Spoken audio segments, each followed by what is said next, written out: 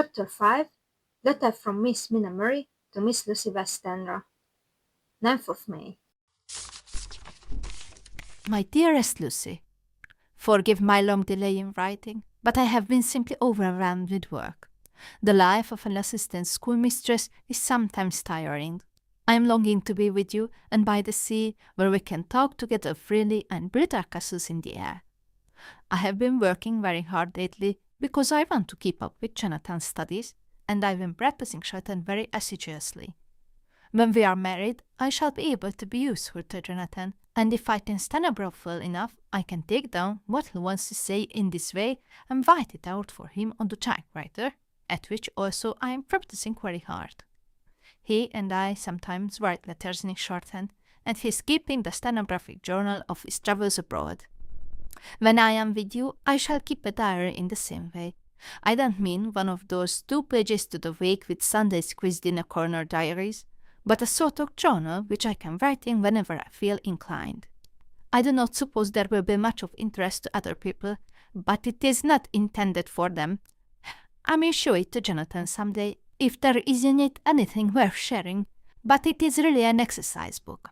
I shall try to do what I see lady journalists do, interviewing and writing descriptions and trying to remember conversations. I am told that, with a little practice, one can remember all that goes on, or that one hears said during a day. However, we shall see. I will tell you of my little plans when we meet. I have just had a few hurried lines from Jonathan from Transylvania.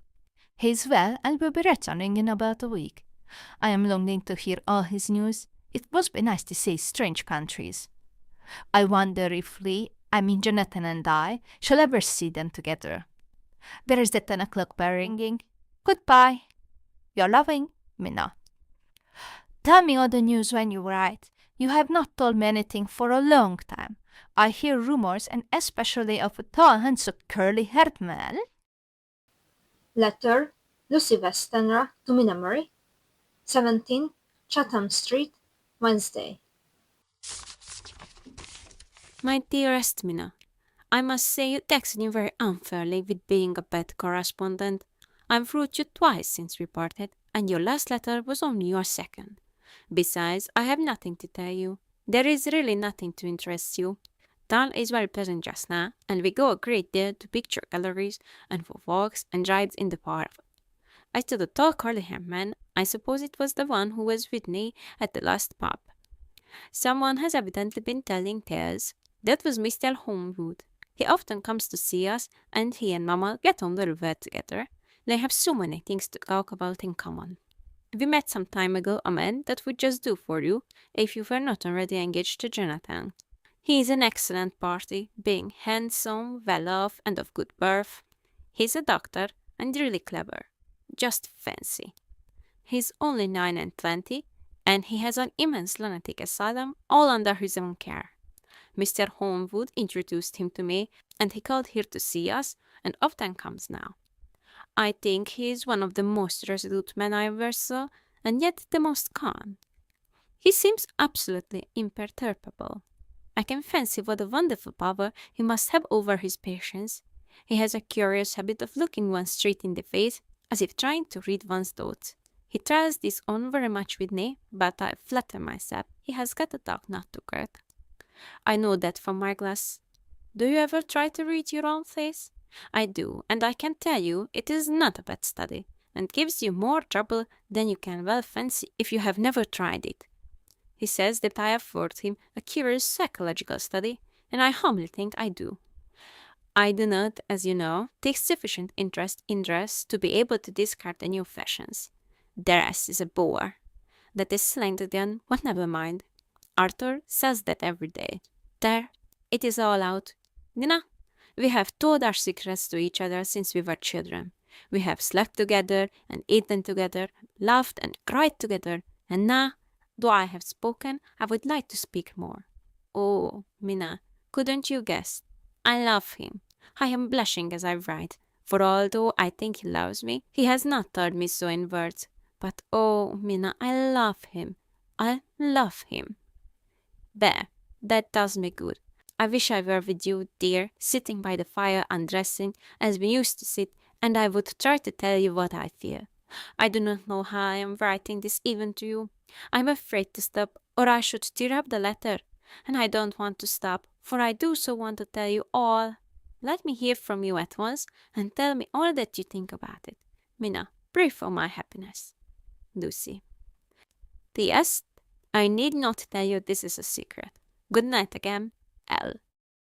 Letter, Lucy Westenra to Mina Murray, 24th of May.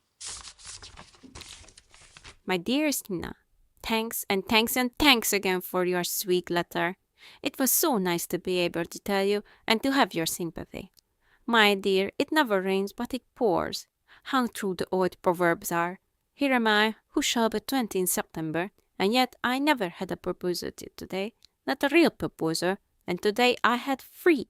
Just fancy. 3 proposals in one day. Isn't it awful?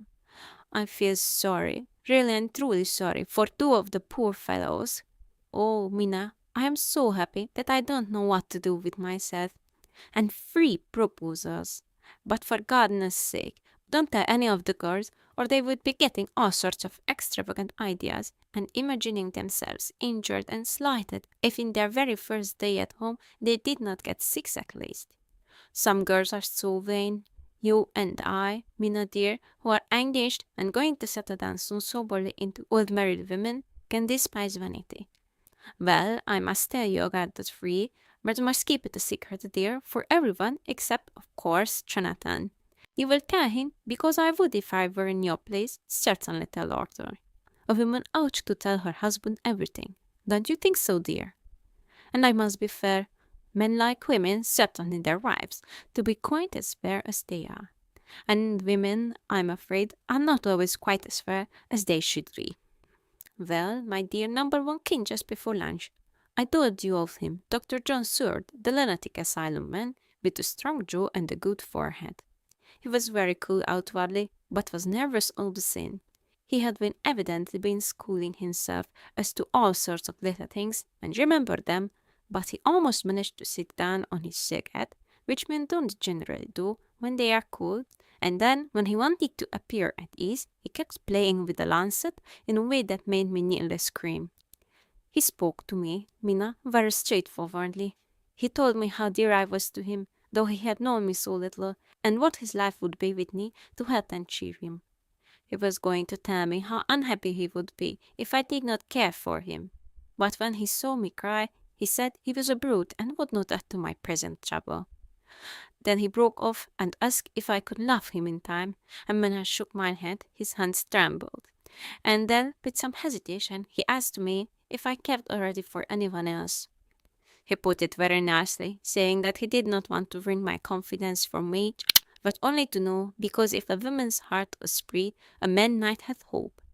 And then, Mina, I felt a sort of duty to tell him that there was someone. I only told him that much, and then he stood up, and he looked very strong and very brave as he took both my hands in his, and said he hoped I would be happy, and that if I ever wanted a friend, I must count him one of my best. Oh, Mina dear, I can't help crying, and you must excuse this letter being all blotted. Being proposed to is all very nice and all that sort of thing, but it isn't at all a happy thing when you have to see a poor fellow, whom you know loves you honestly, going away and looking all broken-hearted, and to know that, no matter what he may say at the moment, you are passing out of his life. My dear, I must stop here at present. I feel so miserable. No, I am so happy. Evening. Arthur has just gone, and I feel in better spirits than when I left off, so I can go on telling you about the day. Well, my dear, number 2 came after lunch. He's such a nice fellow, an American from Texas, and he looks so young and so fresh that it seems almost impossible that he has been to so many places and has such adventures. I sympathize with poor Desdemona when she had such a string poured in her ear, even by a black man. I suppose that we women are such cowards that we think a man will save us from fears, and we marry him. I know now what I would do if I were a man and wanted to make a girl love me. No, I don't, for there was Mr. Morris telling us his stories, and Arthur never told any, and yet... My dear, I am somewhat previous. Mr. Quincy Primrose found me alone. It seems that a man always does find a girl alone. No, he doesn't, for Arthur tried twice to make a chance, and I helping him all I could. I am not ashamed to say it now. I must tell you beforehand that Mr. Morris doesn't always speak slang. That is to say, he never does so to strangers or before them, for he is really well educated and has exquisite manners. What he found out, that it amused me to hear him talk American slang, and whenever I was present and there was no one to be shocked, he said such funny things. I am afraid, my dear, he has to invent it all, for it fits exactly into whatever he has to say. But this is a waistline sense. I do not know myself if I shall ever speak slang. I do not know if Arthur likes it, as I have never heard him use any as yet. Well, Mr. Morris sat down beside me and looked as happy and jolly as he could, but I could see all the same that he was very nervous. He took my hand in his and said ever so sweetly, Miss Lucy, I know I ain't good enough to regulate the fixings of your little shoes, but I guess if you wait till you find a man that is, he will go join them 7 young women with the lamps when you quit. Won't you just hitch up alongside of me and let us go down the roads together, driving in double harness? well, he did look so good-humored and so jolly that it didn't seem half so hard to refuse him as it did poor Dr. Seward. So I said, as lightly as I could, that I did not know anything of hitching, and that I wasn't broken to harness at all yet. Then he said that he had spoken in a light manner, and he hoped that if he made a mistake in doing so on so brave, so momentous an occasion for him, I would forgive him. He really did look serious when he was saying it, and I couldn't help feeling a sort of exultation that he was number 2 in one day. And then, my dear, before I could say a word, he began pouring out a perfect torrent of love-making, laying his very heart and soul at my feet. He looked so earnest over it that I shall never again think that a man must be playful always and never earnest because he is merry at times. I suppose he saw something in my face which checked him, for he suddenly stopped and said with a sort of burning fervour that I could have loved him for if I had been free. Lucy, you are an honest-hearted girl, I know. I should not be here speaking to you as I am now if I did not believe you cling right through the very depths of your soul. Tell me, like one good fellow to another, is there anyone else that you care for? And if there is, I'll never trouble you a hair's breadth again, but will be if you will let me a very faithful friend. My dear Mina, why are men so noble when we women are so little worthy of them? Here was I almost making fun of this great-hearted true gentleman. I burst into tears. I am afraid, my dear, you think this a very sloppy letter in more ways than one, and I really felt very badly. Why can't they let a girl marry 3 men, or as many as want her, and save all this trouble? But this is heresy, and I must not say it. I am glad to say that, though I was crying, I was able to look into Mr. Morris' brave eyes, and I told him out straight. Yes, there is someone I love, though he has not told me yet that he even loves me. I was right to speak to him so frankly, for quite a light came into his face, and he put out both his hands and took mine. I think I put them into his, and said in a hearty way, That's my brave girl. It's better worth being late for a chance of winning you than being in time for any other girl in the world. Don't cry, my dear. If it's for me, I'm hard not to cry, and I take it standing up. If the god old fellow doesn't know his happiness, well, he'd better look for it soon, or he'll have to deal with me. Little girl, your honesty and pluck have made me a friend, and that's rarer than a lover. It's more selfish anyhow. My dear, I'm going to have a pretty lonely walk between this and Kingdom Come. Won't you give me one kiss? It'd be something to keep off the darkness now and then. You can, if you like, for that other good fellow, or you could not love him, hasn't spoken yet. That quite won me, for it was brave and sweet of him, and noble too to a rival, wasn't it? And he so said, so I leaned over and kissed him. He stood up with my 2 hands in his, and as he looked down into my face, I am afraid I was blushing very much, he said, Little girl, I hold your hand and you've kissed me, and if these things don't make us friends, nothing ever will. Thank you for your sweet honesty to me, and goodbye. He wrung my hand, and taking up his head, went straight out of the room without looking back, without a tear, or quiver, or a pause, and I am crying like a baby. Oh, why must a man like that be made unhappy when there are lots of girls about who would worship the very ground he trod on? I know I would if I were free, only I don't want to be free. My dear, this quite upset me, and I feel I cannot write of happiness just at once after telling you of it, and I don't wish to tell of the number 3 until it can be all happy. Ever your Novin, Lucy. P.S. Oh, about number 3. I needn't tell you of number 3 neither. Besides, it was all so confused. It seemed only a moment from his coming into the room till both his arms were round me, and he was kissing me. I am very, very happy, and I don't know what I have done to deserve it. I must only try in the future to show that I am not ungrateful to God for all his goodness to me in sending to me such a lover, such a husband, and such a friend. Goodbye. Dr. Seward's Diary. Captain Phonograph. 25th of April. Appetite in appetite today. Cannot eat, cannot rest, so diary instead. Since my rebuff of yesterday, I have a sort of empty feeling. Nothing in the world seems of sufficient importance to be worth the doing. As I knew that the only cure for this sort of thing was work, I went amongst the patients. I picked out one who has afforded me a study of much interest. He is so quaint that I am determined to understand him as well as I can.